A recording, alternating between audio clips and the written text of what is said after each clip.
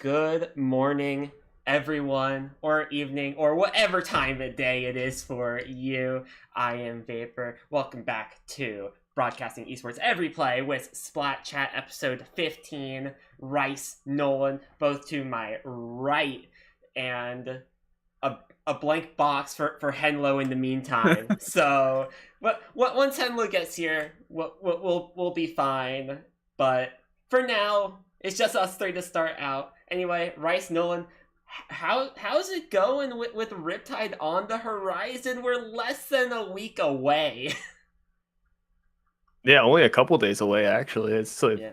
a bit surprising. It kind of snuck up on me, to be honest. I'm very excited. I mean, obviously, my first LAN ever was Riptide 2023, so that Oh, was like nice. bringing it back 2 years later. Now with like my full roster, the last year too, but yeah, I'm super excited. Oh, that's great. Yeah, so I mean, I was originally planning on going to Riptide this year. Things didn't work out just because I'm literally starting a job like the day I need to get back from Riptide. So I was just like, I'm not gonna rush that.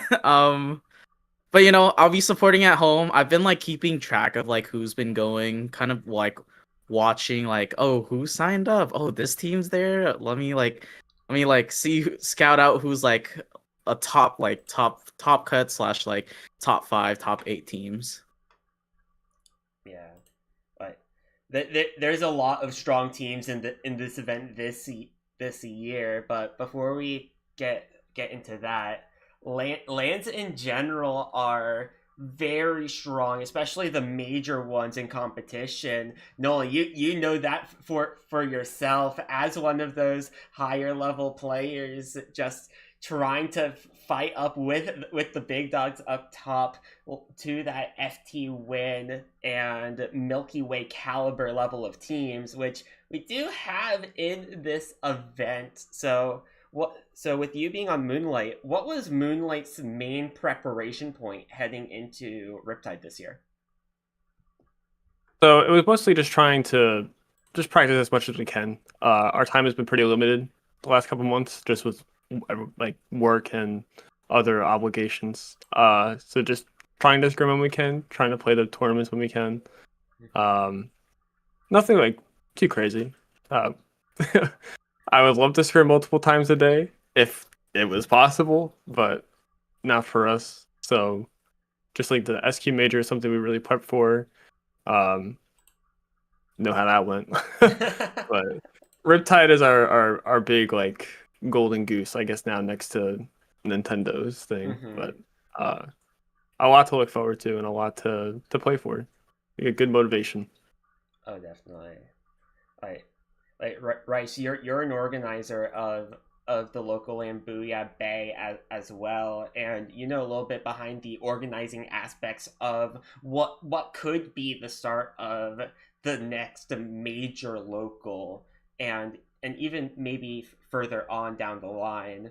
What do you think the biggest thing is to prepare as an organizer for strong teams similar to what could be a Moonlight caliber team? I think a lot of the prep that goes behind it, like I want to bring up like Gamo as an example, just because like Gamo was considered it was promoted as more of a major, but it had a bit of like those lower numbers closer to what like our locals have to. I think it was 16 teams. But just having just a good environment for people to be around, just because like at Gamo we pretty much were like, yeah, the city was great, we want to come back again.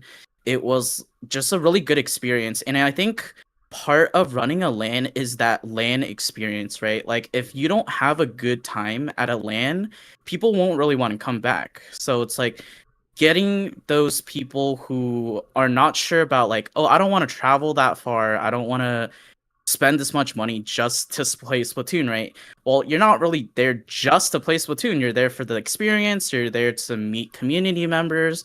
So I think as an organizer, that's really important for us to make sure we catered for that experience. Oh yeah, but it there's just so much to do as an organizer. Like I helped you a little bit.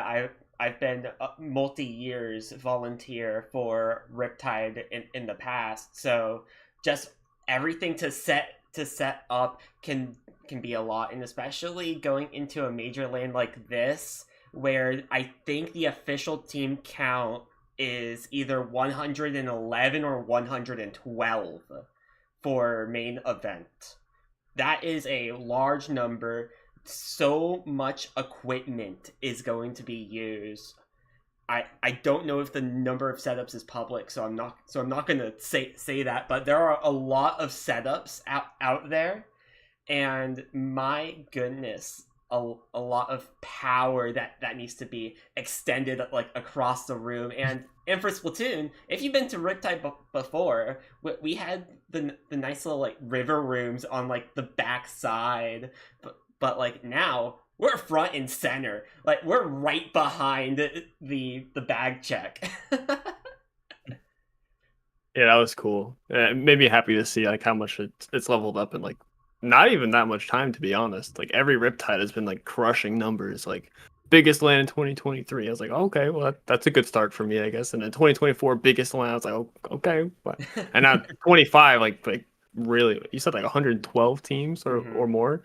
That's like 40 more than last year. That's crazy. Oh yeah, and especially if you want to look at the collegiate side as well. Collegiate has been growing entirely. As someone that has been within the walls of CCA and has looked at a lot of the numbers, this past season in spring that ended last April, it had over 100 unique universities. And looking at Riptide for this year, if I have my numbers correctly, we're talking 13 teams for collegiate at Riptide. Like, my That's goodness. Cool. Yeah. Just makes it even more exciting now that I know the numbers. I can't wait to get there. Yeah, we're coming up on one of the largest events, on the Smash Bros side of Riptide. It also hit P tier once again, second year in a row for Riptide to hit P tier for Smash Bros Lumi rank. So hey, that just shows how strong this competition is all around. Yeah, it's awesome. Love to hear it. So going back to Riptide as an overall unit, lands in general have a large effect on the general community and scene. But Riptide as a whole, even with some political controversy, is still the largest LAN to our knowledge in the English world. Like, Japan could have a larger one, but we don't know the actual numbers for Japan. So, Rice, I want to start with you on this. What do you believe the biggest effect Riptide has as a LAN in our Splatoon scene? I think in general, just how things spread, right? Word of mouth. I think I went to Riptide in 2023. I talked to my friends about Riptide. I talked to my friends about LANs, and that convinced them to go to Riptide 24. And I'm sure my friends who went to 24 were like, hey, like, I want to go again. Let's go to Riptide. Or like, they're just that word of mouth, telling people your experience, showing people photos, right? Like, that type of stuff is really powerful in terms of convincing people to, fly out for a LAN, travel 10 plus hours. I know a couple people who are driving 10 plus hours for Riptide, right? And it's like they're all going there because it's a big event. It's like, when we think about it, it's like a convention, right? It's like a Splatoon Smash, like it's a Nintendo convention ran by the community. And I think word of mouth really does a lot of work, but I also think in general, this Splatlands does a really good job promoting their especially Riptide. Just having like, hey guys, like we're 3 months away. Like, can we break this record? We're this many people away from being the biggest LAN. Can we hit that? Right? It's constant updates, so people are constantly seeing stuff like that.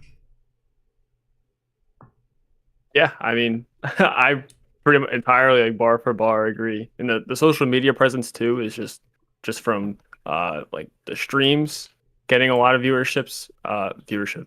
Um the players posting like just like goofy photos or like people just being there like, hey, look, check this out, like the infamous gorilla. You know, it's a lot of just fun stuff that people spread online. And especially the word of mouth part. I got my friends to come last year and they had a blast. They just didn't have like really an interest in Splatoon. Just watched Smash as well, and I was like, wow, this is a lot of fun. And they went to Gommel after, so it spreads through other lands as well, local or in Canada, elsewhere. Of course, Riptide has been what the largest land for a long time, and just thinking about when it started too. If I have my knowledge correctly, the first Riptide was supposed to be right after the COVID lockdown started. It was supposed to be like right there, and then everyone was hyped up waiting for the first LAN to roll out to our community since pre-COVID. I don't remember the last one prior to that. Was it Genesis? I don't remember. But I have no idea. But like either way, it was one of the larger lands in a long time. Given COVID was there and shut everything down, that's kind of what pandemics do once in a while. but overall, it's just like, wow, so much was touched, so much was hit, and the handoff from EGTV over to Splatlands with how everything was organized into Riptide 2022 was just crazy to see.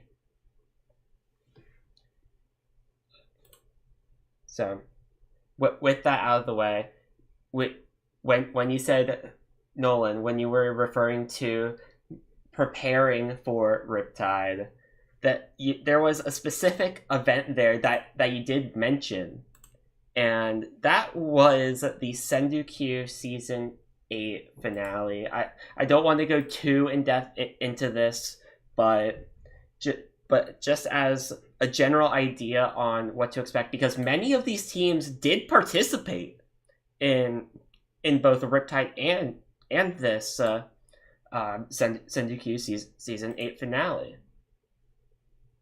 Like right here, Brand Gray, Jared, not Jordan. Brand Gray, Jared, and .Q finishing third overall, and many of these players in the top two, not with these same rosters, but they are, many of them are going to Riptide this year. Yeah, FT winning the Milky Way pickup, I guess, because it's not full Milky Way, but a lot of strong players. It's Goss too, also going under Crush Soda, I think. I don't know. I just know I'm going up against them in my group, so. Oh boy. That's fun. Yeah. We'll figure out how that goes later. But like Hypernova, it is up here at as well, only losing to the two teams that got first and second overall in this event. Like we don't have to talk about your score if you don't want to. But that's fine. But like we have Moonlight heading up, like not much below that, but all of these North American players and Gray are are rolling into Riptide, being like, "Hey, it's our turn to play out of land."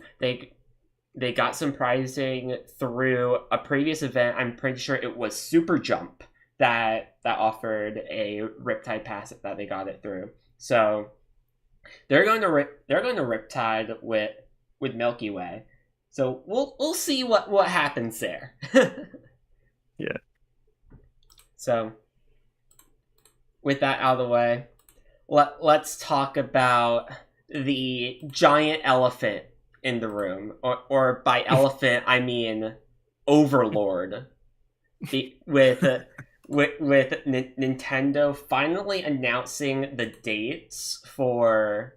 I guess I can't do that, but Nintendo finally announcing the dates for all of these events with the Nintendo League, with it all being open right now. That this is courtesy of Nintendo of America on YouTube.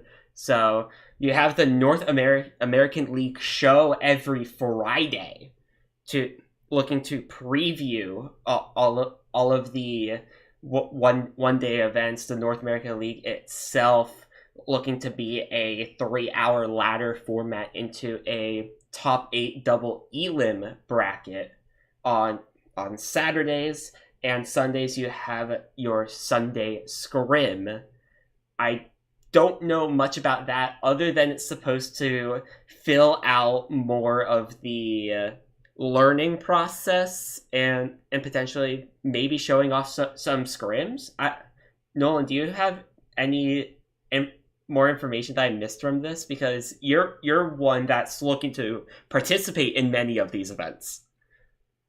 Yeah, so for the obviously Moonlight will be participating in the broader North American League. Our team basically pretty much was founded on the idea of we want to really compete and get a strong team going to play in Nintendo's events to try and win or do really well, obviously win. But and then we just had a drought of Nintendo events, like pretty much our whole team's existence.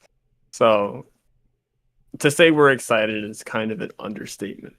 We are very, very, very much wanting to do our best and really just like up the ante. It's grind season.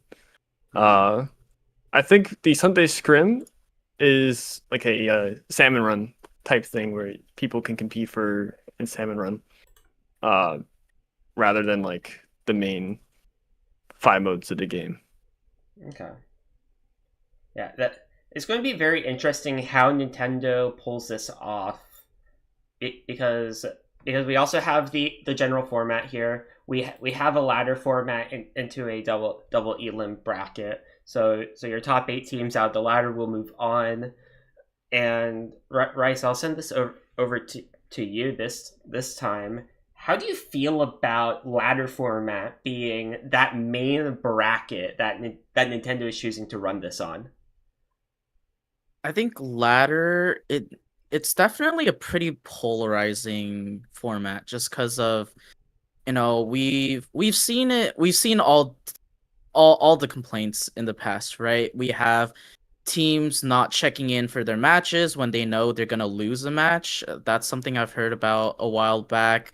Teams like stream sniping top teams, or like sniping teams in terms of, oh, like let's say like Nolan streaming. I know Nolan streaming, he's in a match.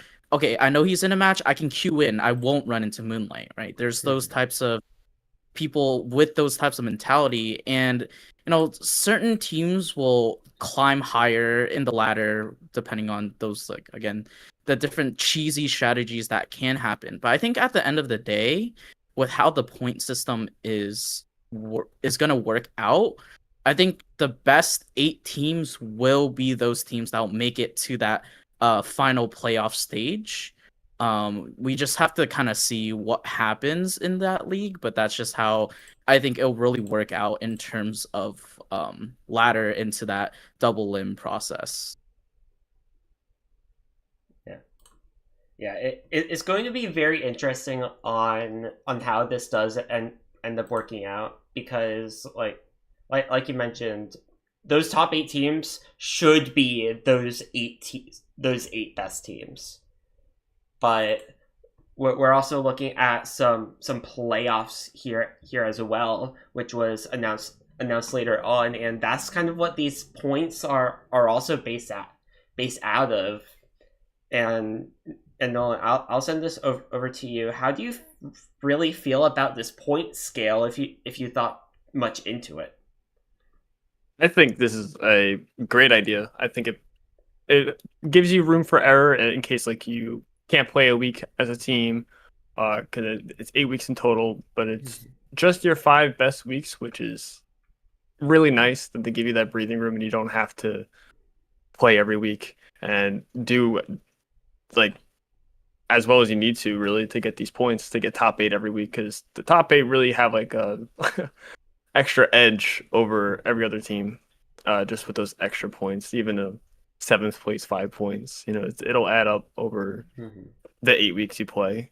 I'm really excited to play it. I haven't really played anything or seen much like this format that they gave. I can't wait to try it. Seems really fun.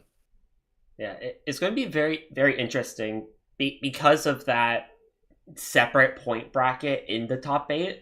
Because if you do end up placing 8th in the ladder and 8th in the top 8 double elim, then you're going to get 65 points. Not just a 60, not just a 5, but 65. Because of your placement in the ladder and the double elim seems to be separate from each other.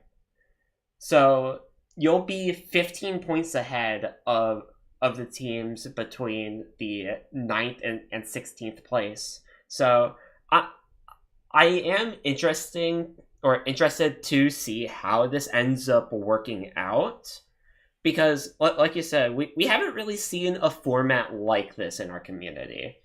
Like we've had a little bit of teasing with some waterfall format far in the past, but for the most part, it's been either a Swiss to bracket, double elim, or just straight up round robin into bracket.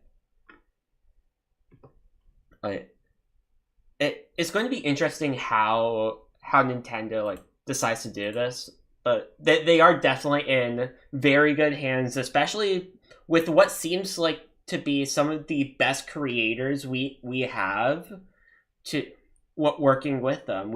We saw 9-Hole Grains, one of our best casters in the scene, along with Shiny Hunter Zach, one of the better analysts, Milana, there as well as a longtime veteran within the scene, and everyone else that has said that they are going to be casting publicly on social media. So hey, it is going to be very interesting to see how they do it, and if it was a general community effort or if it was just Nintendo, we'll probably never know unless someone just outright says it. But I'm curious how this format will end up working out. So moving a little bit further, I do wish Henlo was here for this segment in particular. But man, Hypernova and Moonlight have always been compared with each other because of the name brand behind it. Hypernova sticking together, Moonlight also on their side, with very recognizable people at the helm in their coaches. For Hypernova, it is K-Bot, and for you, Nolan, with Moonlight, it is Chara. So there has been some jokes around there being a Chara versus K-Bot rivalry out there, but is there an actual Hypernova versus Moonlight rivalry that exists? I wouldn't call it a rivalry. I think we have a pretty unique dynamic in the weapons that we choose. Their weapons tend to do pretty well into what our comp wants to do, so it's a mix up for our side because we can't just play really what we want to, what we're used to. Hmm. And they have like this. Their last comp that they played was a big swig, and it's stuff that I haven't really expected to fight into. So it's definitely different. I mean, I love everyone on their team. They're all great people. And K-Bop coached me for a little bit when I was playing for Seafoam at the beginning at S3. So So it's cool to you're saying see. you know their tactics. Well, the game has changed a lot since then. But I wouldn't call it a rivalry in a sense. Moonlight, we haven't really beefed with anyone. Mhm. But yeah, their comps definitely give us a run for our money. That's fair. Like that's definitely very much fair. Like we love having a nice little back and forth rivalry. Like that there's I've been hearing some things about a rivalry between Moonlight and FT Win as well. Did you want to speak on that anymore? I think I was gonna like lead into that probably because I know we have our main like big eyes on who we want to beat is FT Win. Like our sets tend to be pretty close outside of SQ major, but for before that our sets have always been like 2-3, 3-2, like just constant close sets. They're really the ones that we want to like beat, along with like Milky Way, but we FT Win is probably our closest. Like yeah, we want to take these guys down. We want to not make this so close anymore. That's so fair, and we'll get a little bit further into rivalries in a little bit, but Rice, your opinion, looking at a few of these higher teams up on the leaderboard in this upcoming Riptide, what matchup are you most excited to watch? I think I'm interested to see FT win versus Crush Soda, or Mhm. I don't know what they went under this year. It was Crush Soda last year, but not FT win. I think it was last year, or again, I don't know what the names were last year. I just remembered it was Crush Soda. Yeah, the team of Zenith, Thunder, Goss, and Wave played Kyo, Ice. I was it Bagel and Biscuit last year? I can't remember, but FT Win is back. Sure, it's not the same roster, but I know, it's interesting to see how that those two teams will play each other again, just because there is a bit of history from last year. And obviously, always looking at Moonlight as a team that, is a team that I'm always watching just because I play with a tent player too. So it's like we always try to like bounce off our information, our knowledge from Moonlight, but just seeing how they can bring more momentum this year, because I know last year was a bit of a early crash compared to what they were really expecting. Mhm. Yeah, it's definitely going to be pretty interesting to see how some of these like teams move from one year to the next, especially on land. Like we do have some high expectations for FT Win and Milky Way and those similar caliber teams. Like we have high expectations for those teams that have placed top four last year. So moving on to this year as well, I am definitely interested to see how the top 16 of bracket stage is going to turn out, because I do feel like there are going to be some potential upsets in that lower half between 16 and 32 that we could see some sneaky teams roll right into top 16 that no one really even expected to be there. Yeah, So there's always big Mhm. upsets at every major event, online or in person. There's always at least one big win or loss that's like, whoa, okay, I didn't expect that. That wasn't on yeah. my sheet. hmm Yeah. So, but back to looking at the group stage for now, Nolan. You're getting put right on the spot. How do you feel about your group looking right now? You I haven't are even looked at my group yet. So fair enough, but being put into the last wave, the 8 p.m. wave for Friday. Like, how do you feel looking at that just as is? I mean, the only one I knew about, the only team I knew about that we were gonna be facing was Hunty's team with Nine and Rissa and I think Nova. I don't remember the We can easily fourth. find out. Yes, Nova. Nova, yeah. And I was making a joke with Hunty. I was like, I'm gonna tell the TOs to put us in the same pool. Like, don't worry about it. And then that actually ended up happening. It was so funny. Um, I don't mind playing later in the day. I mean, it gives me more of like that first day to really. I can watch my coach Char. I can watch his sets.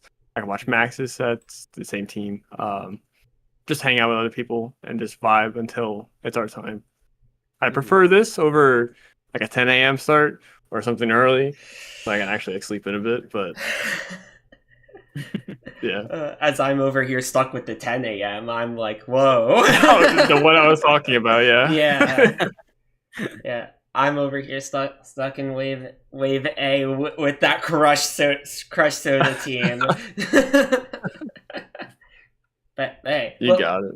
hey, we got it. Who's ready for the PSU Blue upset? I'll be watching. I'll be waiting. Can't wait to go up against you in grand finals, right, Nolan? That'd be hype. Yeah, that would definitely be very exciting. And let's see if Redemption shows yes. So looking at Redemption here, these are the projected Redemption slots right now. Is there any result here that really surprises you in any way for K1 in particular?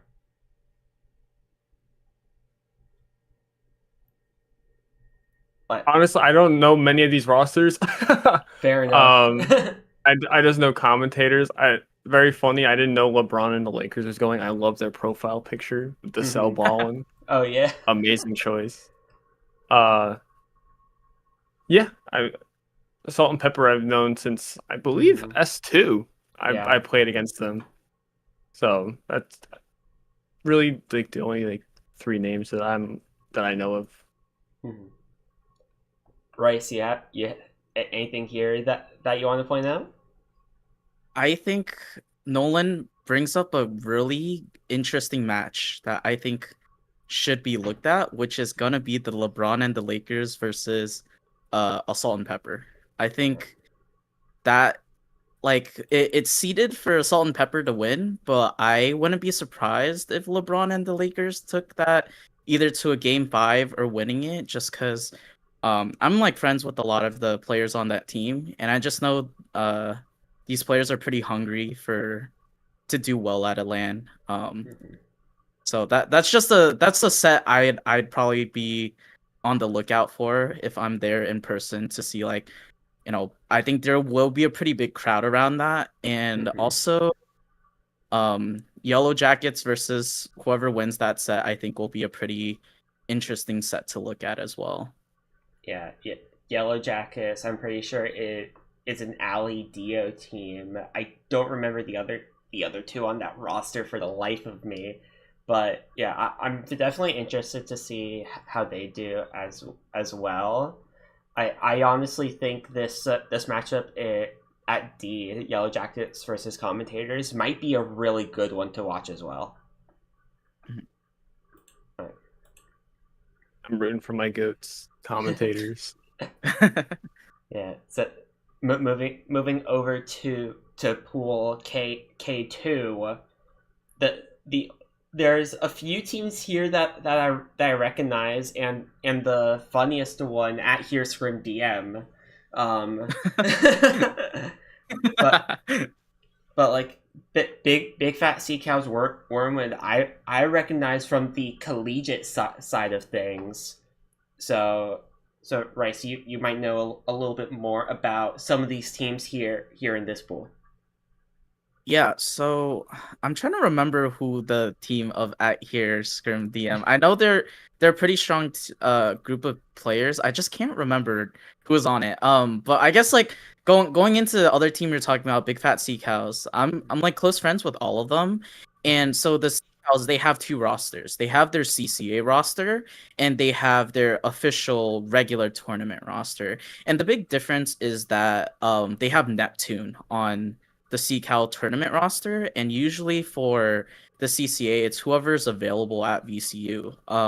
So Neptune being a player that has played with them since they were a low level team, they have a lot of synergy there. They got third place, I believe, in SAC Finals 10. Correct me if I'm wrong, but a team that I think people kind of underestimate at times just because of they're a pretty when you think about their playstyle, you think about like Splatoon 2 in terms of it's a double shooter comp and they play for a lot of space control, but not for a lot of fights in general. Okay.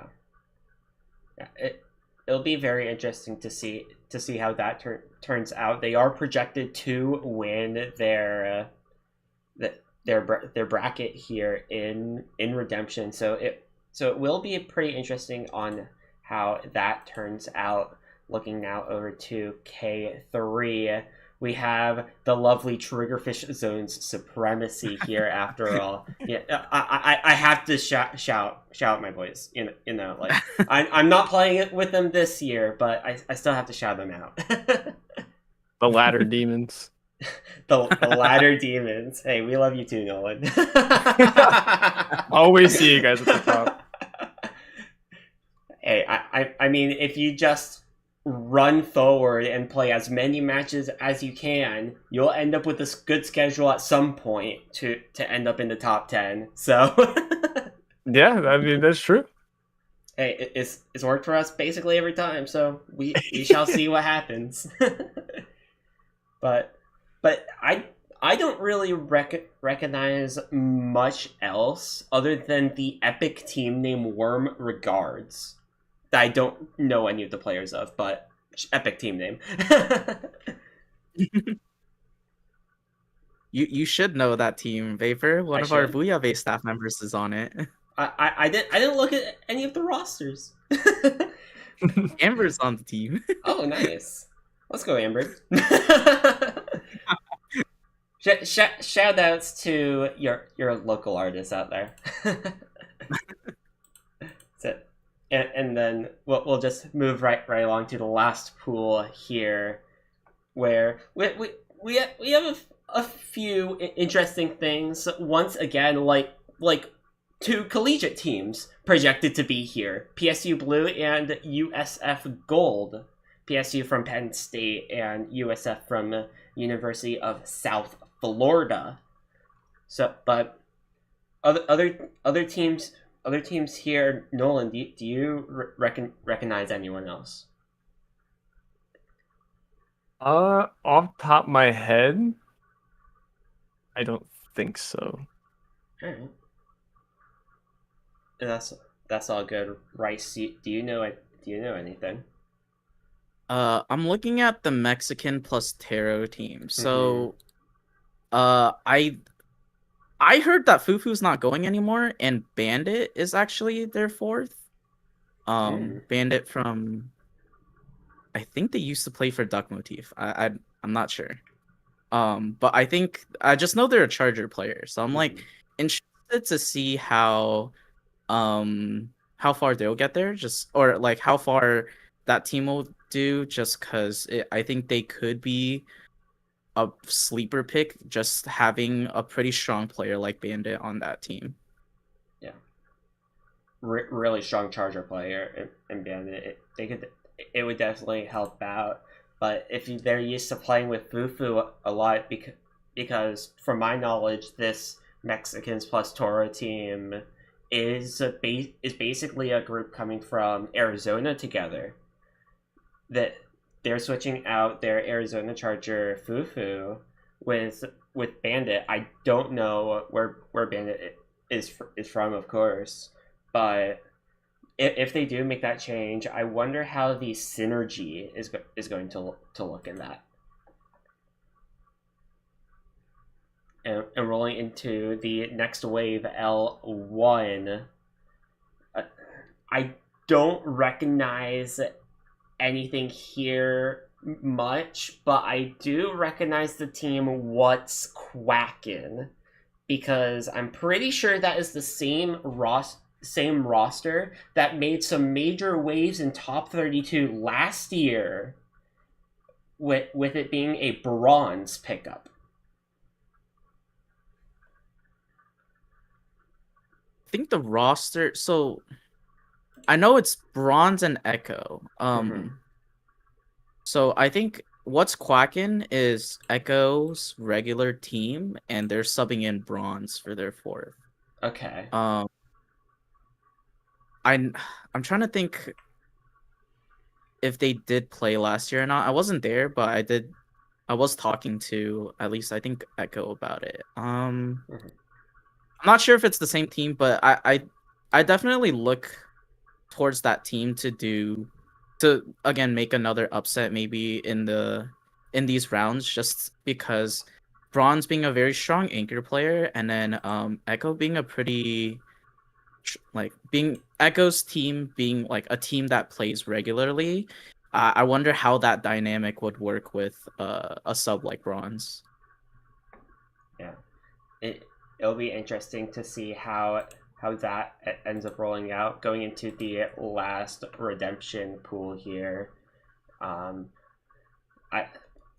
don't really recognize any players by team name, but Rice, you might, because you know more about this level, as shown by all the other redemption rounds. Well, let me actually pull it up on my screen as well, because it's a little small. I know Wait, I'm Zonic was at Riptide last year. They made top 32, I believe, last year. So they're projected to make top 32 again. Not surprising. That's a pickup of, or it's, if you, though, wow, why am I mind blanking on their name? It's Impulse plus Kanon. So, you know, a regular team plus one of their subs. I feel like I know this hype. Oh, I do know this Hype Moments team. This Hype Moments team is a player I coach. He's on this team with a couple recently new mid-level players. So again, I think they're gonna be pretty hungry to make an upset. If you actually, yeah, I believe that's Omazin's team. So some part of Beep. It'd be interesting to see how that team does, just because I think they're gonna be pretty hungry for a upset, or just to play really well on LAN in general. Yeah, it'll be interesting to see how this does and end up turning out. And we can sneak over to the top 32 bracket really quick, because this is where Nolan, your knowledge is going to be a little bit better than ours. Looking especially towards the top here, especially once we hit quarterfinals. Is there any like right away standout moments in your projected path of Moonlight? I'm pulling it up on my side right now. 1 second. Projected. Okay. So I haven't even looked at this either. I'm not doing my homework apparently. Probably should check this before, even if it is just projections. Okay. Okay, so FT Win and I'm just gonna call them CS. Crush Soda. Their group is on the other side, and we're with the Milky Way group and Hypernova. Okay. I have to, according to this, I have to fight Aries host group. Oh, Oh boy. yeah. Okay. You're gonna love to go up against a bow player. My splash wall gets shredded immediately. My tent is gone. I guess for our side, our big matches from this would be Hypernova and uh the Milky Way group. Hmm. Yeah, Okay. and like throughout the rest of the bracket, like, do you see any potential upsets on the winner side that we should potentially look out to?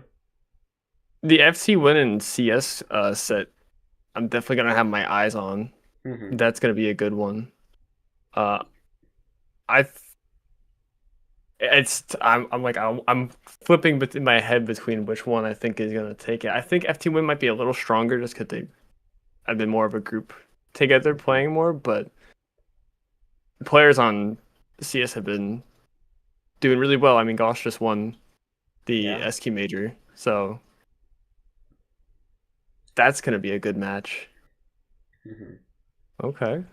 Yeah, it'll definitely be very interesting. Like, if we want to follow my own path, I am honestly very excited to see if this matchup in L ends up taking place. Pokefish versus PSU Blue. For people that don't know PSU Blue in any way, we're running a 4-man roster with myself, J Money 28, who's only really played with Penn State, and we have Snow, formerly of Inked, and V, formerly of Supreme. I am pretty sure they were once in Division X back in Ludi Season 8. But this Penn State roster, just looking on the collegiate side, because I know all of this because I played with them, of course. But this Penn State roster, two-time national champions for the collegiate side. So it'll be very interesting how this team ends up looking forward. I do think Pokefish might still get this win, assuming everything goes as planned. But I feel like it might be closer than what people think. And even looking on the lower side, Go is down here pretty early on in losers round 2, going up against the big fat sea cows in AV.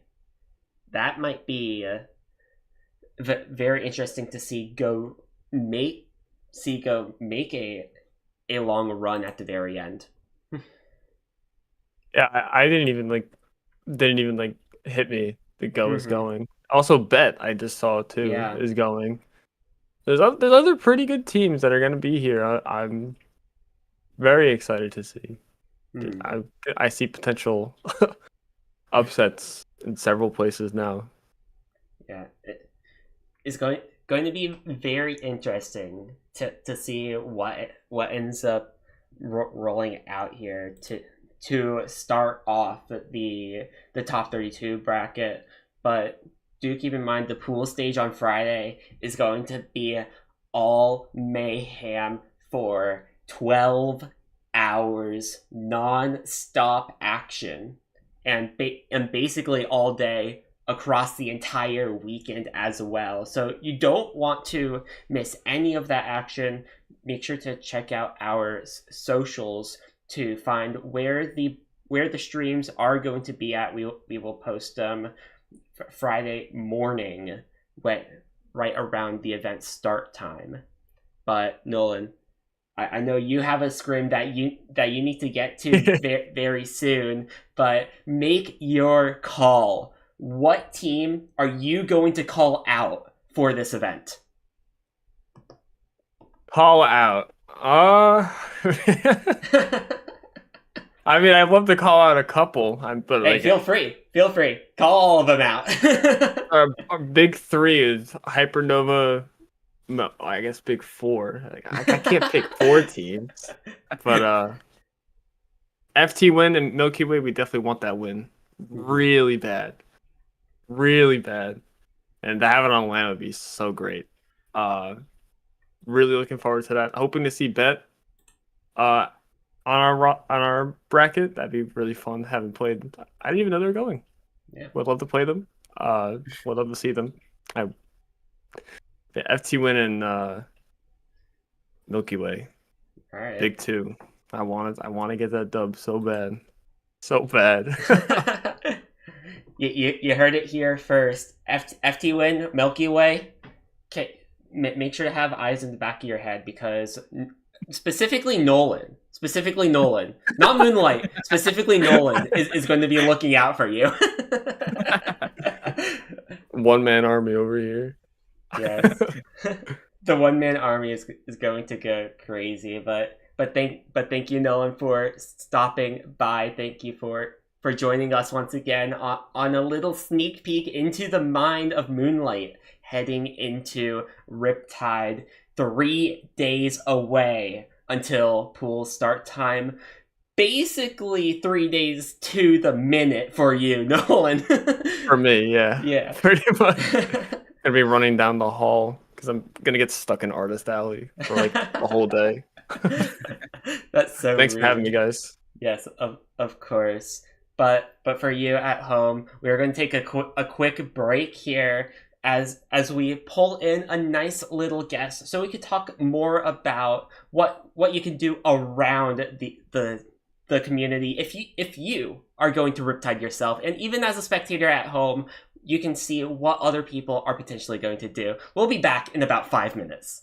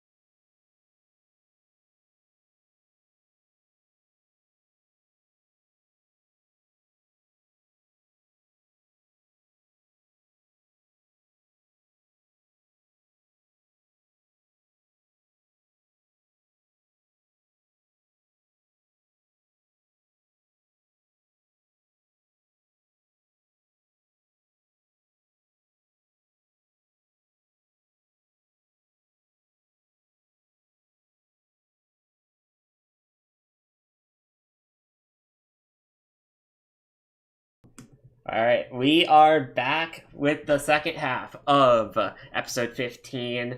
DRF joining us over Nolan, and we now have the ghost of Henlo joining us. So, hey, we're here. We're having a great time either way. But before we get too far into this, I do want to point out, because this wasn't really posted anywhere by us, but man, Broadcast Beep is going to be at Riptide. We're going to be handing out some nice stickers. So nice little holographic edging to it too. It's going to be great. Omazen, CKK, and I will all have a nice pile of them going with us. So feel free to find any one of us, myself, Omazen, or CKK, to get some stickers of your own with the Broadcast Beep logo. So pretty cool. It's gorgeous. Like, look at this. It's absolutely beautiful. It is. That's the nice best price point. free is free, especially at Riptide. Yep. Yeah. It's going to be great. So if you want stickers, feel free to find any of us. We'll be around once in a while. And as I said earlier, I have the lovely 10 a.m. pool. So if you want to show up early, feel free. But anyways, we are back. Vapor, Rice, DRF joining now. So we covered a little bit on the bracket, what to expect from some of these teams, to give the viewers a little bit more of that inside look on what we can expect heading into Sunday potentially. But now let's go to so let's rotate it back to more experience. Because I'm pretty sure, I'm actually not quite sure about you, Rice, but I'm pretty sure that all three of us went to Riptide in the past. Right, Rice? Yes, 2023. Okay, making sure I'm not crazy at all here. But all of us went to Riptide in the past. We know a little bit of the general surroundings here. So DRF, I'm gonna leave this to you to start. What can, as a wide open what question, what can people do at Riptide outside of playing the game? Yeah, you can play the game. Yeah, I think that's what most people are ideally there for. You can play other games too. If you happen to sign up for those. But at this time, I think you're kind of out of luck if you were planning to go to Riptide and just realize that there are games to be played. But if you missed out on that, you could play a variety of other games over in the arcade. I know that they have. They also have like what was it, like an escape room and like a laser tag or something. I, for one, have never taken advantage of those things. But I know that they exist and that people usually go to them at some point. And I've heard relatively good things about it as well. Water park as well. I think the one thing that I'm most intrigued about is if they're going to do the three-peat with the water park after dark. Mm-hmm. Yeah, it's going to be very, very interesting because, if they do end up doing the three-peat, Aaron has always said, don't ask how much it costed him to do it the first time, and then he did it again the second time, and people were like, what, this is happening? so who knows if it's good. It's really cool. Like the fact that they managed to pull this off for 2 years in a row, I think is really awesome. Again, something I have not been able to take advantage of, but you could ask me about all the things that you can do at Riptide. I probably have not done any of them because of a variety of other things that I won't blame Kraken for. Hey, I think we all love some 2 a.m. Monopoly after all. That is a one and done. One and done. I shall Never see again. myself out really quickly with Dude, that. Vapor, I swear to God, I if don't you have brought it. Monopoly I don't have to it. your I don't have dorm. it. I don't have Okay, it. good. I was gonna say I will slash the tires of whatever mode of transportation you are taking to Riptide. Hey, wait a minute. It's not mine. Well, it sucks to suck for whoever that is then. Hey, but there's definitely a lot you could do. That there's a nice little arcade downstairs, like right as you enter through that main entrance. Go straight down the stairs, like it's right in front of you. You can't really miss those stairs at all. And there's a whole arcade in the very back, being a very nice indoor water park. Like, Wait, oh yeah. Also, did they say that the outdoor portion was gonna be open this year? I think that was last year. That was last year because the Lazy River Was it open closed last year? The Lazy River was closed last year, so they Really? opened the entirety outdoor water park for us. Okay, that's what it was. I remember something about the outdoor, but again, have not taken advantage of it.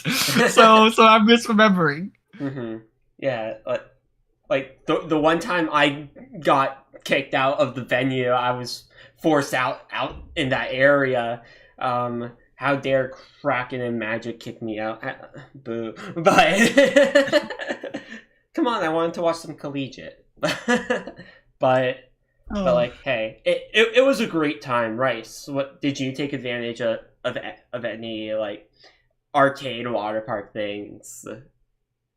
So I'm in the same boat. The year I did go, I didn't really take advantage of any of that stuff because like the overnight water park, I was like, I had a 10 a.m. silver bracket to get to the next morning, and I'm like, I like some sleep, so I didn't take advantage of that. But you know, something that they are bringing this year to that Riptide, and one of the reasons I actually wanted to go is if people went to LTC, the Mac place at LTC is at Riptide this year. Mm-hmm. So that Okay, that wait. was Can you explain that? Because like people were hyping it up, but like I for one am not familiar. So like please enlighten us to what the Mac is, or whatever it's called. See, I was never at LTC, so I wouldn't know. But I thought you're hyping it up like you had it. And it's the best thing you've ever had. no, I mean, hey, I just heard from everyone that it's really good mac and cheese. So I was like, I have to go to try at least once. If I did go. Yeah. All right. I guess we'll all go try it together then. Yeah, apparently. So, but a lot of that. But last year at Riptide, there was a lot of construction going on. They were fixing up the Lazy River. That they were putting in this new Mac place that Rice just mentioned, and on top of that, they just I don't think it's a full refurnish, but a full redo of the entire like check-in system for getting into the hotel. So the front is going to look a little bit different if you've been there in previous years. It'll still have the same general layout, but it'll have a slightly different, probably newer feel. Over under 3.5 new gorillas. I'll take the under. I'll take that over. I mean, I can't wait for... Go ahead. We set the betting line there at 3.5. So put it in chat. Over under 3.5 new gorillas. we'll go around the lobby and count them. Oh my! Hey, we gotta get the broadcasting esports every play like mobile live stream going to count all of this. So hey, do keep an eye out because we might do some sort of in-person stream, maybe in the lobby, maybe in the venue. Who knows? But one might happen. Yeah, it'd be pretty sick. Yeah, there's only one way to find out, and that's stay tuned. So, but with that, there's a lot of things that a general person can do inside. Like the arcade is absolutely huge. It can probably take you like 3 or 4 minutes to walk straight across the entire thing, and it's a decent trip over to the venue. But once you get to that convention center, there's so much you can explore.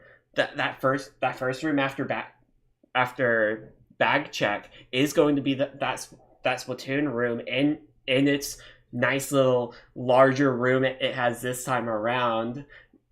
Go through a nice glass door. Smash is going to be there. Artist Alley, I have no idea where it's going to be this time, but I think it's in the old Splatoon room, but I don't quote know me if on it that. was. Yeah, I don't think it was ever publicly announced at all. So I'm like, I'm not quite sure where it's going to be myself until we actually show up. But yeah, I feel like it makes sense though. They, because just stick with the rooms that they typically reserve, and then just kind of swap places, because the artist alley realistically doesn't need as much space as the Splatoon room, now needs. So I think it's just kind of an easy, 1-for-1 swap. Yeah, but it wasn't. It didn't even swap with the Splatoon room, because last year that room was entirely collegiate. It was all of collegiate last year, where the Splatoon room is now. And the artist alley was put in the very back of the Smash room. That's right. They did do that. So I am interested in what's going to happen. Like, are they going to throw the artist alley in the very back of the Splatoon room? Or does Splatoon need the entire space? Like, I haven't really been in there much, so I don't know the power situation or how anything is going to work out, because they do still need to follow some fire codes. It's up to the Kalahari to figure out what they want to do after all. So yeah, I mean, it's probably like it's actually more so up to Aaron and the staff to provide those layouts, and then for Kalahari to ultimately approve it. But I do agree. It is that's the fun part about running these types of events, is that they're puzzles. So if you are someone that does enjoy puzzles, consider getting into event management. It is certainly an experience, as someone who has done that myself in the past. But I do.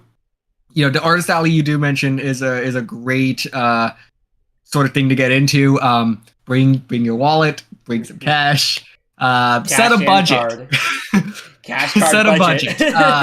Yeah, and then set a second budget, because you're gonna pass the first budget. Whatever the first budget is wrong. The sad part is that is unfortunately true for many. It is unfortunately true for many. And make sure you have room in your bag. Yes. But some people are going to bring a full suitcase. I'm probably going to be bringing like 3 bags with me. So it's like, hey, three smaller bags, all right. But okay, I'm like thinking like 3 checked bags. I'm like, what are you bringing? No, I don't need that much. I'm also not taking a plane, so. Fair enough.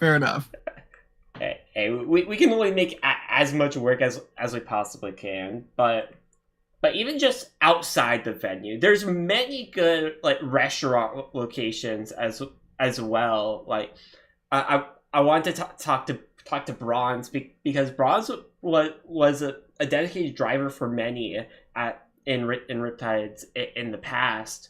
So, but with all this happening, like there's many different restaurants in the area. There's some nice ice cream locations that can give you a lot of ice cream. Experience that firsthand. A lot. Mm-hmm. I still have nightmares. We'll call it nightmares of that serving of ice cream.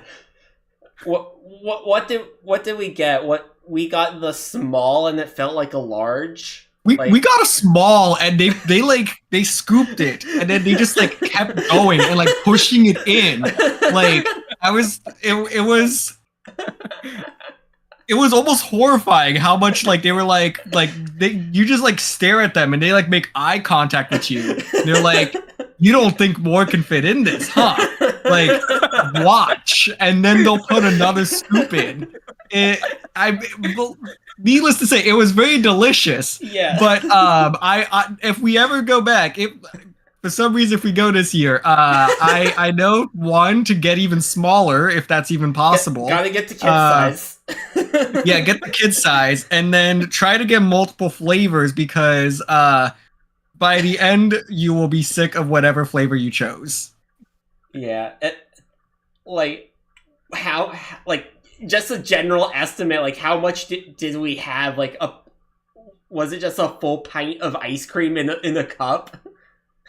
If I recall, I believe the pint wasn't all that much more expensive. I think it was about the same price. So realistically, they probably served us, I would say 3/4 of a pint in whatever size that we got. I'm blanking on the name right now. I don't know if you remember the name, Vapor. I do remember the name of the location.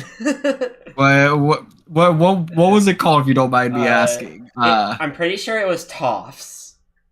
Tofts, yes. Mhm. Yes, that is absolutely correct. Yeah, it's more of, to my knowledge, it's a Midwest ice cream shop. I don't think it's specifically Ohio, but I think it's Midwest as a whole. I believe you're correct.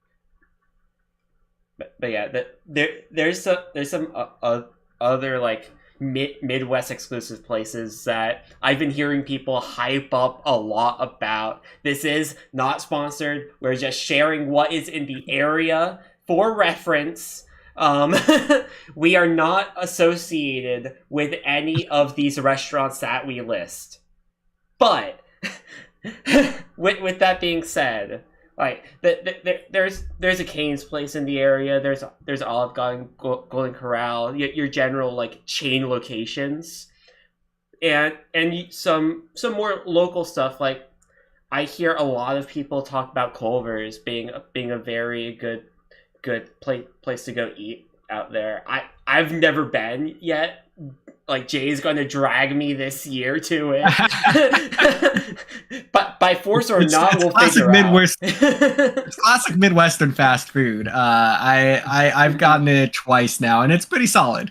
So, but I'm curious, what is your guys' like go-to place when you're at Riptide? Like, what's the place that you have to hit up, or whether you like it or not, you always end up at? For me, I've usually gotten like quick dinners at the downstairs like shack because they actually serve ices, and that is probably one of my favorite drinks to have.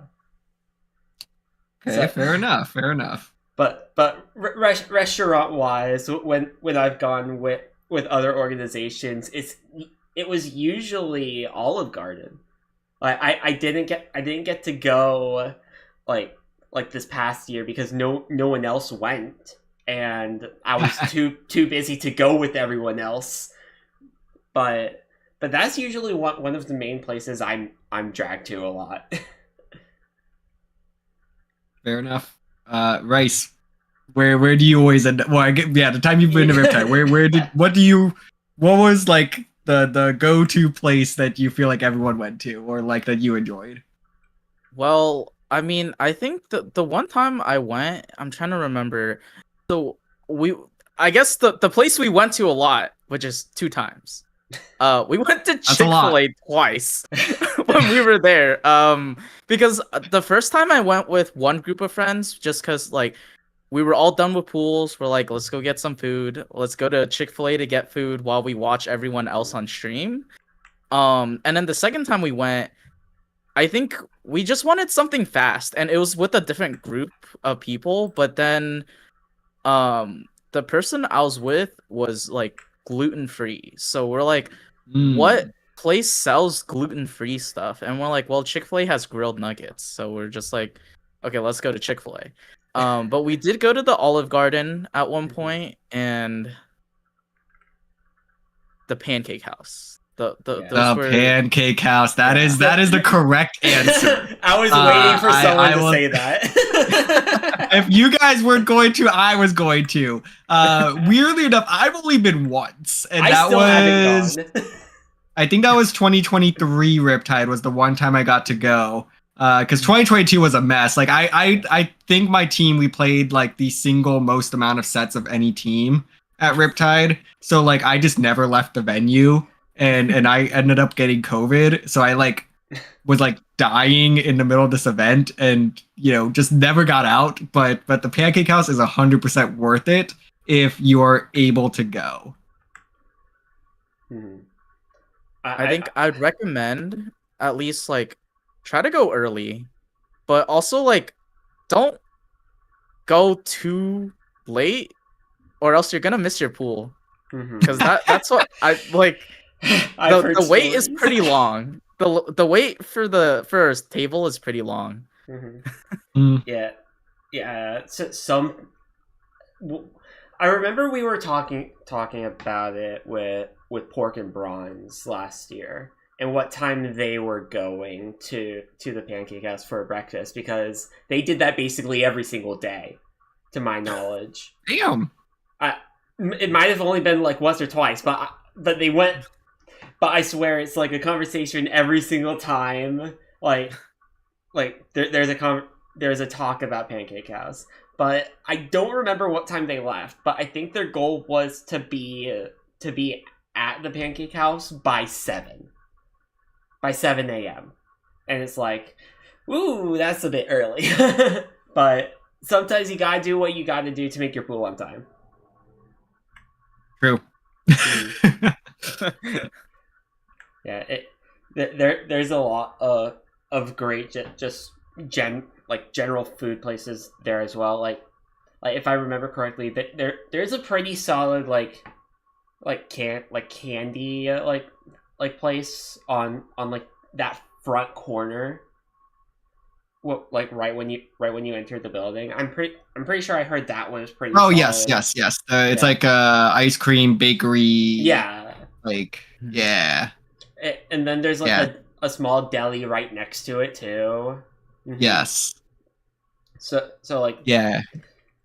yeah, I do like going to that deli if you just need something like very quick. It's like they have their sandwiches, of course, and it's just something like, hey, you could get something, grab a drink, and be gone in like 3 minutes. So very very nice, very quick from the few times I've gone there. True. Especially if you just don't know anybody with a car, because let's be honest, one of the biggest struggles with Riptide is getting to any of the places outside of Riptide, because you are like a solid at least half mile from the nearest food establishment. It's probably more like a mile, because I think it's a half mile of parking lot, like just to try to get where you're going. Like that place is just absolutely freaking huge. So you're gonna probably walk a solid mile. As I look at the map, as I pull out the map, like it is at least a mile to get anywhere. If you want to go to, I know Danny Boys has been recommended in the past. I know that there's that sports tavern and grill that we went to last year, Vapor. Yeah, and but then beyond that, it's like another mile, but you get to the next places. So like make friends with people. There's a lot of people that will have cars, whether they're driving there themselves or they're picking up a rental at the airport, because that's going to be your way to not spend $20 on a sandwich, even though it comes in clutch when you need it. Sometimes you just kind of want to diversify your palate. Yeah. So here is the Kalahari itself and its location.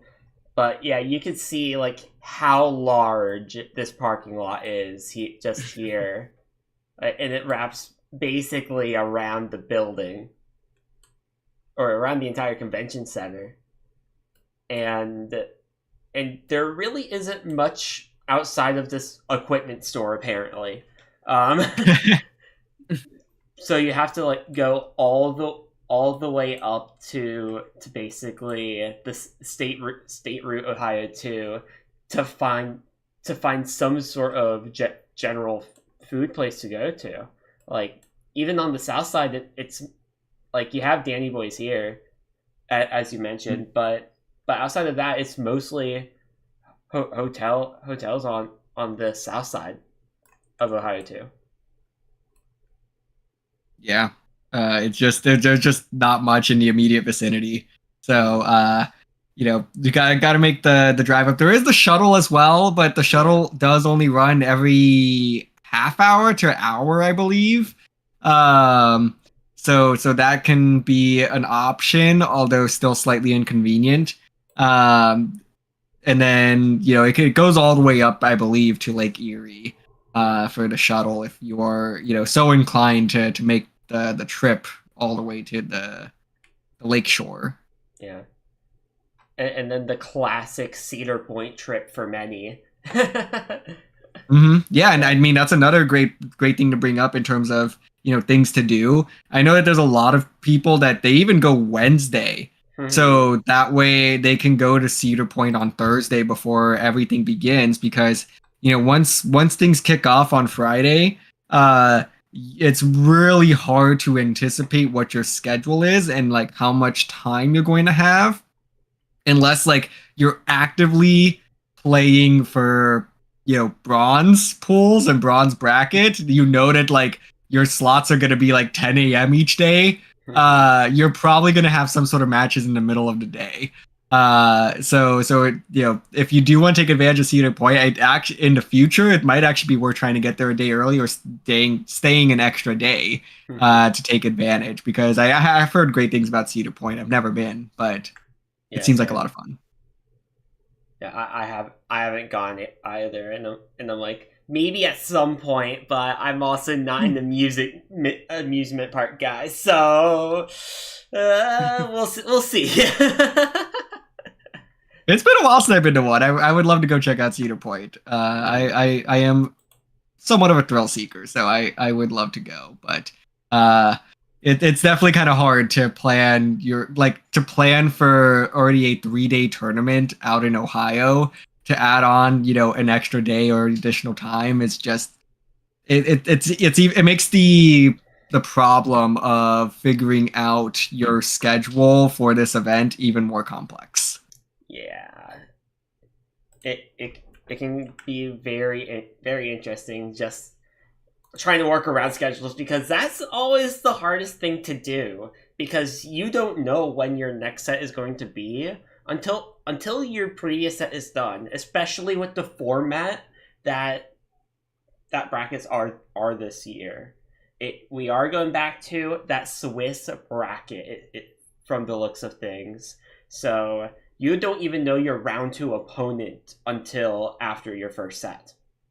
You know, and you don't even know when you don't even know who's playing in you don't even know when you're going to play the next day until the first day's completely over. Yeah, like because even then, like, and the only way is if you go 3-0 in your pool on Friday, and that's because that your first match will be on Sunday at like noon, 2:00, something like that.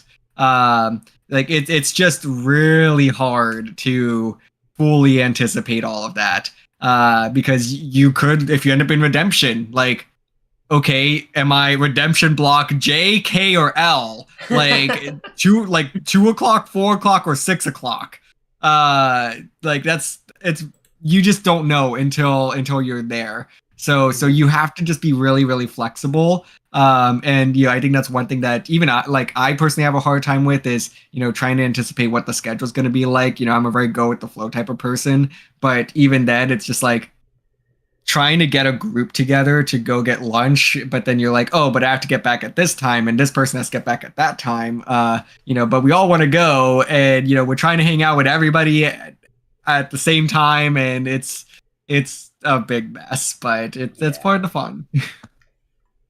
Yeah, Rice, you could talk a little bit more about timing wise as that main organizer for Booyah Bay.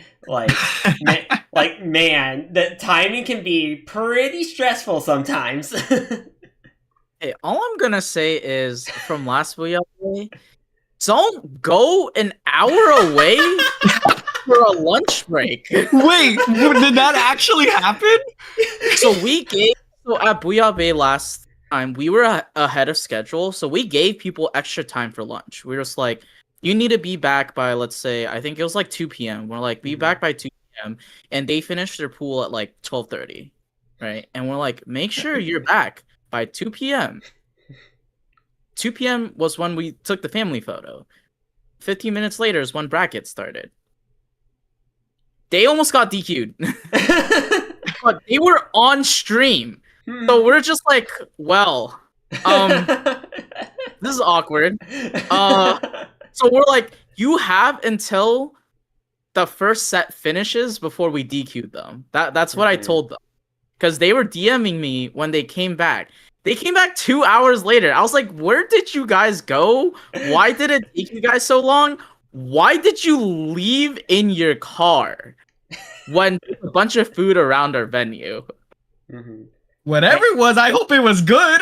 Hey, they stuck with their team name. They stuck with their team name, Brandon. Yeah, I was like, they went to In-N-Out and they went to T-Sane, which is a boba place. So I'm like, you guys stuck with the team name, but also the tournament ended at 6 p.m.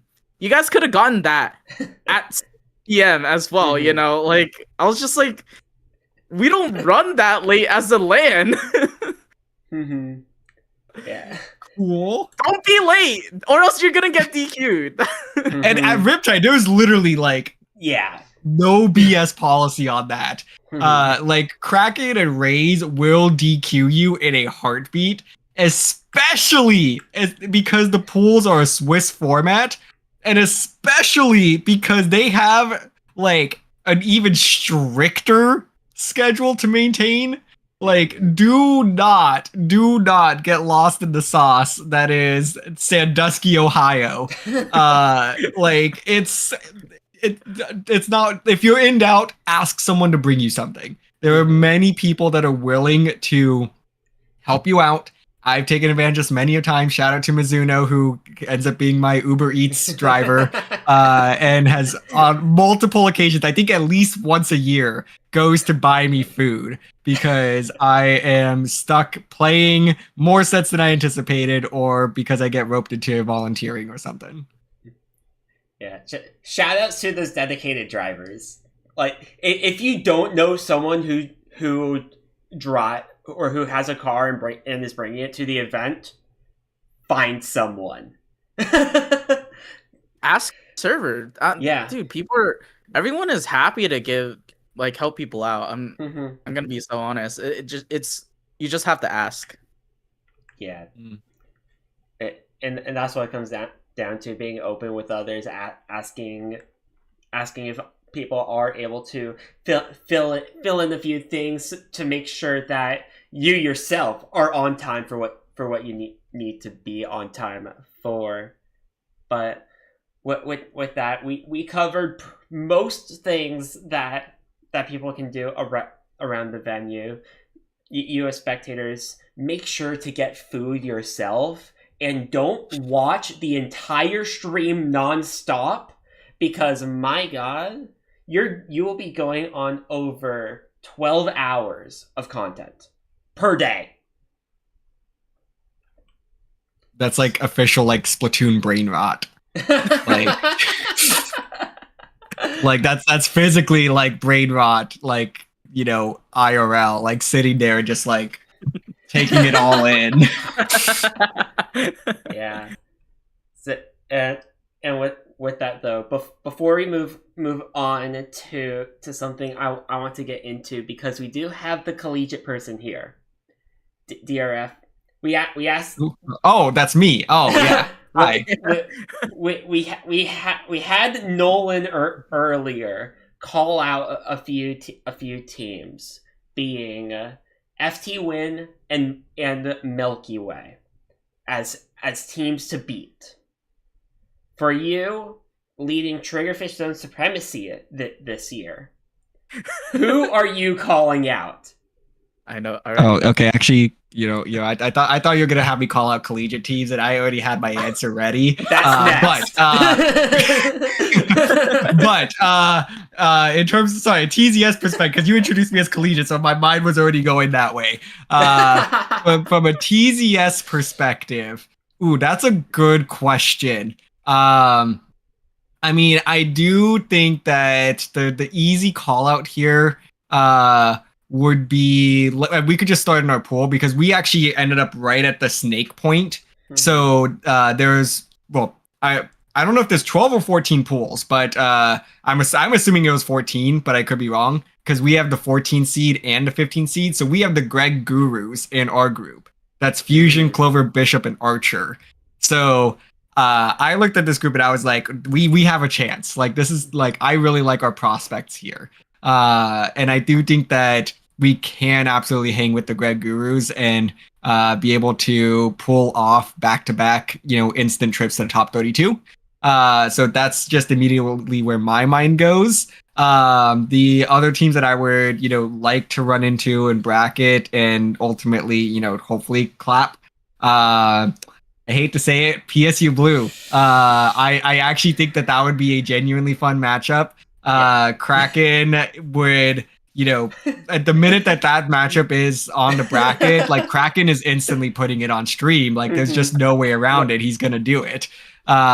He's basically going to get pulled on both arms, both directions, being like, "What do I do now?" Yeah, because he's gonna be hands. He's gonna be cheering. He's gonna be cheering anytime both of us make a play. Yeah. So like, I would love to play you guys at some point. Mm-hmm. I think that would be a lot of fun. I'm trying to think who else I had here. A2P I think is always a lot of fun. I would honestly prefer to avoid A2P. We always have a bit of a mixed history with them. Like it either goes really well or really poorly, and I don't think I want to find out what it is this year. But otherwise, I guess those are the ones that instantly pop into my mind. I do think that we actually have a good chance if we go up against like Liar or Artifice, or even Go. I do actually think that we have a good shot against some of those teams. So I would love to run into them. Deadweight, Hooked are all teams I think can give us a run as well. But I would definitely, in terms of teams I know are seated lower than us, that I would be actually genuinely afraid to go up against, Snom with a knife. That's the one that if I see that on our schedule, I will definitely be a little bit afraid of because that's what is that? Surskit, Lily, Delta Jordan, and Kami. Surskit is just a land demon. I mean, bro like pisses me off every single time that we run into them on LAN. Just such a lethal blaster player. Has given me a headache in 2 different LANs at this point. So it's an interesting composition of a team, but I would definitely not want to go up against them. That is so fair to say as well. Like there's a lot of teams that you need to like look out for, especially right around your seed as well, because many of those matches can go either way. Like basically, but like a few seats above yours and then a few seats below PSU. We're already like a 10 seed gap between PSU and TZS, but all of those teams, I believe, on any day can beat each other. Oh, 100%. I think, from the like 13 seed, I'll say the 13 seed, like all the way down to the, I'd say 24th seed, 25 seed, like heck, I'll even push at like 26, 27. Like that group right there is gonna be brutal. like all those teams can absolutely hang with each other. And it's just going to kind of it's going to depend on who's comes in the most prepared, who's going to be feeling it that day. Are Pepe and Floops going to be hitting their shots, or me and Pork going to be able to, keep our heads in the game type thing, I think, at least speaking from the TZS perspective there, but it's just going to depend on who's coming in prepared, who's having a good day, and who isn't. And sometimes it's just kind of which way the wind blows that determines how some of these brackets go. Mm-hmm.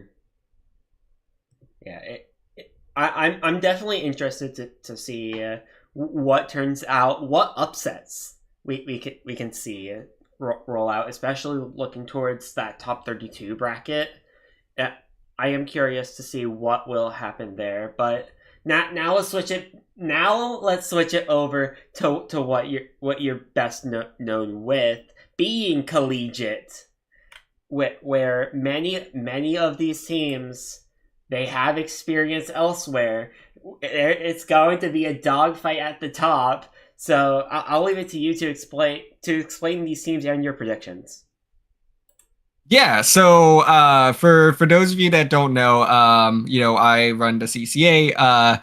If you don't know that, then follow me on social media or something. I don't know if there's we'll point somewhere. But so we actually do have a collegiate side bracket this year at Riptide. This is the third year in a row that we're doing that. And this year we have 15 teams joining us from, I believe, 10 different universities. I'm trying to count them on the screen. Maybe 11, 10 or 11. This is, as far as we are aware, the single largest collegiate Splatoon land that has ever existed. As far as we're aware, maybe Japan's had more. 15 teams, and this year the bracket is absolutely stacked. We have 6 Division 1 teams from the CCA competing: PSU Blue, VCU Big Fat Sea Cows, USF Gold, UCSD Esports Gold, Wormwind, and Splatlanders. Now, obviously, when it comes to lands, there's some teams that are going to be missing pieces here and there. UCSD Esports Gold is without Nerdy Adam. The Splatlanders, I forget which player they're exactly missing, but my understanding is that they pulled in kind of someone with fairly less experience to be their fourth as well. So it's going to be an interesting battle, because now what adjustments are UCSD and Splatlanders going to be able to keep up with these roster adjustments that they're replacing critical players with folks from their JV teams, or friends that maybe don't take the game as competitively. So I'm gonna be super intrigued to see how this bracket goes. So I don't think we've actually officially revealed the format yet, but I can definitely at least share now that we are the plan. The plan, I should say, is to run modified Swiss into a top 8 single elimination. So the modified Swiss you may be familiar with that we utilized in the circuit finals last year. So it's very simple. You win 3 matches, you move on. You lose 3 matches, and you're out. It's Swiss format, so but the condition is clear. You need to beat 3 of your opponents, and you're going to have 5 opportunities to do so. And it's been a really fun format to run in the past. I'm excited to run it again this time. And I think that it's going to kind of produce some really interesting results. But at the end of the day, I mean, you can't look at PSU Blue and VCU Big Fat Sea Cows and not anticipate those 2 meeting in the grand finals. USF Gold, I think, has a case here as the 3rd seed to try to play upset maker between one of PSU or VCU. But those 2 teams, I mean, are coming in really, really hot. VCU, this may be the last time that we see VCU Big Fat Sea Cows compete in a collegiate event, as I believe 3 of the roster members have graduated. So this is it. The Big Fat Sea Cows won it last year, so they're coming into this wanting to finish their story with the cherry on top. Yeah. And it's pretty similar with PSU as well. In that case, this is the first major LAN that PSU Blue is attending with the full PSU Blue roster as well. The same exact roster that won this past spring in Season 6, going up against University of Florida's Death Roll. So, and University of Florida ended up beating the VCU roster that year. So we don't quite know how this VCU versus PSU matchup is going to be, but looking at the VCU roster, they are missing a few of their best players from this spring season. They don't have Thunder on their roster. They don't have Havoc either. But either way, this is still a very strong VCU roster. They have shown to be one of the best teams in Collegiate up to this point right now, and it's up to them to prove it, to try to go back-to-back at Riptide. Yeah, I mean, it's, the stakes are there. They know what they're playing for. They know, hey, this is really our last opportunity to compete and contend with this roster. And I do think that they're going to make the most of it. So I do have some very high expectations of VCU Big Fat Sea Cows to try to repeat again this year at Riptide. But at the very least, it's one thing is for sure, and it's that this is going to be a dogfight. You've got 6 of the most lethal collegiate teams, and then even on top of that, you have folks like the Golden Barracudas who came in second last year. They surprised all of us. It was really fun watching the Golden Barracudas, just come out of nowhere and make a run to the finals before they ultimately got swept by the VCU Big Fat Sea Cows. But even then, I was so thoroughly impressed with the Golden Barracudas. That's why that they're the 7th seed here, because they're coming in, We've seen what they can do on land, so I'm anticipating big things from them. But even then, you got the Rochester team, that Ogrepon Wellstring team. You've got the Goomies. And then from there, you've got some of the other, second teams from a lot of these schools. Southern Florida's green, Penn State white. The Crimson Sea Dragons is Rochester as well. VC Spirality. And then you got the likes of Rising Moon and probably the single worst name that it's contending up there with Springfield, Ohio. Hot Dog Taco Hamburger.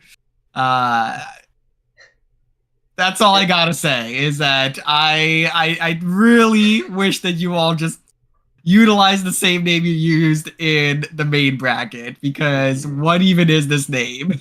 Yeah, it must be an Ohio thing. Like we had Springfield, Ohio as the team name from Case Western Reserve University, which is just outside of Cleveland, nowhere near Springfield.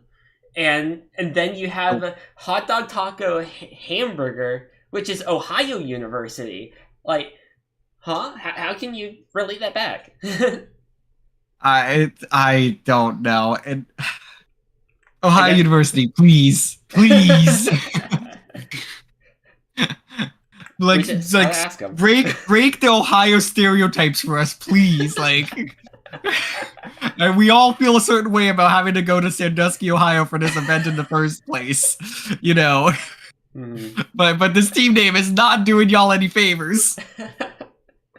Yeah, so, just looking at these projected standings as well. Is there any teams that you could see potentially upsetting to sneak into the top 8 on this lower end? Into the top 8, definitely. I hate to say it, but Hot Dog Taco Hamburger actually does have a pretty good shot. If they can get a good schedule with the Swiss format, I actually think they can 100% do it, because I don't think there is actually that large of a gap between Golden Barracudas at the number 7 seed and Hot Dog Taco Hamburger at the 11 seed. It's just not that big of a gap. Was 9, 10, 11. Sorry, the 12th seed is what I have them at right now. It's not a big gap at all. So I fully anticipate that there is going to be a little bit of mix-up going on between that 7 to 12 range. Even the Crimson Sea Dragons, I think, have a chance to sneak in. But again, it could just depend on the type of schedule that folks get. If the Splatlanders, somehow draw 3 matchups against teams above them, it could get messy for them too. Same with UCSD and Wormwind. So it's really anybody's game. That's why I love this modified Swiss format. I think it just brings the most competitive matches out and the most competitive nature out of these teams. Because the stakes are plain and simple, and we're going to be running best of 3s all the way through. So there's little room for error. And it's going to be just a mad dash to try to get out of that Swiss stage as quick as possible. But there's not enough room for error. So one of these teams could take that as an opportunity. Yeah. Rice, do you have any opinions on this modified Swiss format with collegiate happening? I mean, I'll talk about the format. I don't know a lot about these teams, honestly. I mean, totally fine. I've talked to UCSD Gold, talked to VCU, I talked to Vapor for PSU, but like beyond that, I'm just like, oh, Big Fat Sea Cows is there. Hi guys, those are my friends. But I really like the modified Swiss format. We played it at SoCali the last time I went, and it honestly puts in a lot of pressure when you're almost out of that Swiss stage, right? Like you're 2-0, you need to win one more and you're done, right? And once you know you're done, you're like, okay, I can relax, I can take a breather before like a couple more sets happen. But then if you lose that, you're like, oh dang, I'm 2-1. Okay, I still only need to win one more, right? But then you're like, this happened to my team at SoCali. We lost the 4th set even though we were really hoping to finish there. So now we go on to set number 5. We're just like, wow, we're all really tired. We just want to get this done, right? But you still need to win that last set to make it to that top cut, right? You need to win 3 sets to make that top cut. And that puts a lot of pressure, I think, pretty early on for teams that, maybe aren't sure if they will make the top cut, right? They will get to that final point where it's 2-2.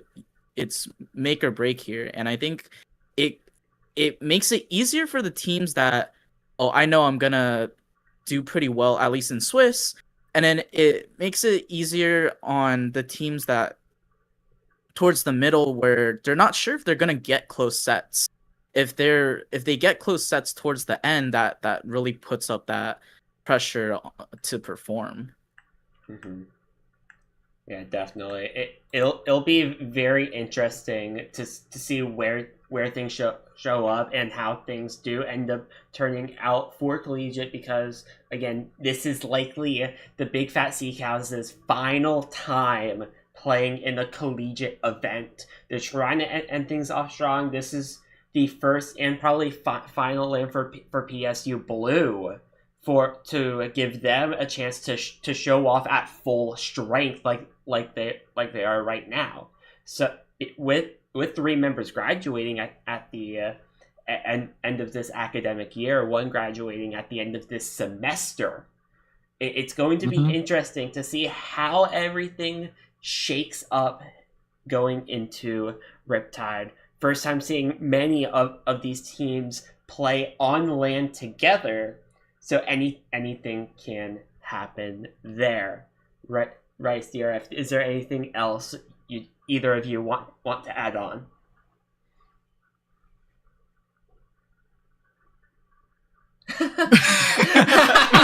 I think we've more or less said it all. Riptide's always fun, so I'm looking forward to being there. Please feel free to come up to us and chat and hang out and whatnot. So and let me know if you have a car so I could ask you for food. Of course. Rice, anything from you? I want to just say this. I'm placing a bet on a team to make top cut that is completely not seeded to make top cut. Mm-hmm. I'm betting on dead weight to make top cut. That is something I will be looking at for Riptide, because I think this team is really what's good. Deadweight seated at? Wait, hold on. They're seed 90. No. Oh, no, no way. No, I don't think they're seed 9. They probably got swapped because Deadweight is like, because I was part of the seeding committee, and Deadweight I believe is like the 19th seed on the sheet. They're 93. Are they 93 on Start GG? They're 93 on Start GG. That's kind of hilarious. They probably had like a scheduling block, and they like. That's actually, I don't know. That's pretty funny that they end up getting swapped with like the 93rd seed or something like that. But no, they should 100% be the 19th seed, I believe. That is my one call out for any teams that I'm looking at. That is my one call out. But you guys should go to Buyave. That's my last piece of thing to say. Yeah, it's going to be interesting. Henlo is now alive somehow. so no longer the ghost of Henlo. but we're just trying to wrap things up here in a really quick, trying to get a word from Henlo on what team Hypernova is going to call out. What team does Hypernova want to go up against as we wait for Henlo to respond to things. From DRF Rice, I have been Vapor with the side of broadcasting esports every play. We like to thank you all for watching.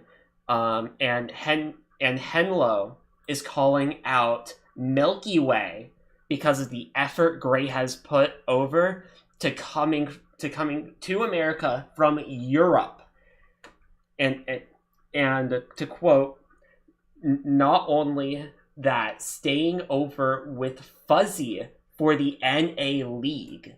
So I don't know if that has ever been said, but we hear it from Henlo here that Gray might be staying over in North America for the NA League, which is quite interesting. For like 4 months? That's crazy work. Is that allowed? Like, genuine question. I can't tell quite if that's insane commitment if that is allowed. Yeah, I'm trying to get confirmation on this, but we will definitely talk more about this in a future episode once we get a little bit more information, once things start to settle down a bit more, and we have something specifically about the NA League. But in the meantime, Hypernova calling out Milky Way, which Milky Way plus Gray, and this is just a shock to all of us at this point. But from broadcasting esports every play, DRF Rice, I have been Vapor. We will see you over at Riptide in Sandusky, Ohio this weekend. Catch you all soon.